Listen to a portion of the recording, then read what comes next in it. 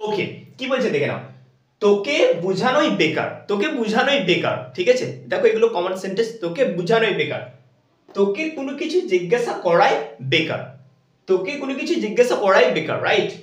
তোর সঙ্গে কোথাও যাওয়াই বেকার, রাইট। সো দেখে রাখ, তো এই সব বাক্যগুলিকে তুমি ইংরেজিতে কিভাবে বলবে। ওকে, আর এই তিনটি বাক্যের মধ্যে একটা জিনিস কমন, যেটা হচ্ছে বেকার বেকার বেকার। বেকার মানে কি বলতো, যেটা অপ্রয়োজনীয়, অনর্থক, রাইট। সো এই বাক্যগুলিকে তুমি ইংরেজিতে কিভাবে বলবে, লেটস সি। দেখো কি বলছে, তোকে বোঝানোই বেকার। তো এক্ষেত্রে আমরা ব্যবহার করব ইটস ইউজলেস, ইটস ইউজলেস। তারপর লাগিয়ে দেবো টু মেক ইউ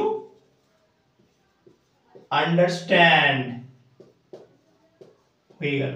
মানে যখনই আমরা কোনো কিছু বেকার বোঝাবো সেক্ষেত্রে আমরা ইংরেজিতে ব্যবহার করবো ইউজলেস। ঠিক আছে, সো কি বলছে দেখো, it's useless to make you understand, it's useless to make you understand, অর্থাৎ তোকে বোঝানোই বেকার। ঠিক আছে, তারপরে কি বলছে দেখো, তোকে কোনো কিছু জিজ্ঞাসা করাই বেকার, তোকে কোনো কিছু জিজ্ঞাসা করাই বেকার। একদম কমন ডেইলি সেন্টেন্সেস এগুলো। ঠিক আছে, তো আবার আমরা কি বলবো,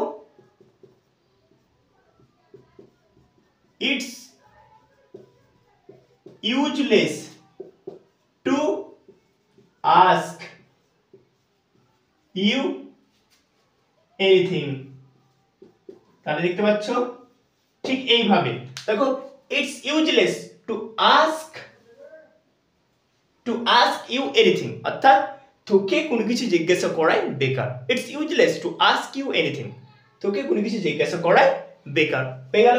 তারপরে কি বলছে দেখো, তোর সঙ্গে কোথাও যাওয়াই বেকার, তোর সঙ্গে কোথাও যাওয়াই বেকার। তো এটাকে আমরা ইংরেজিতে বলবো আবার, যে কি বলবো, ইটস ইউজলেস,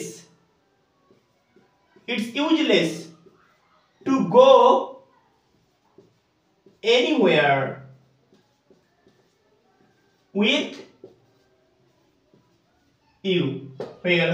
দেখো, it's useless to go anywhere with you, অর্থাৎ তোর সঙ্গে কোথাও যাওয়াই বেকার। ঠিক আছে, সো এই স্ট্রাকচারটা ফলো করে তুমি এরকম ধরনের বাক্য নিজে থেকে তৈরি করতে পারবে।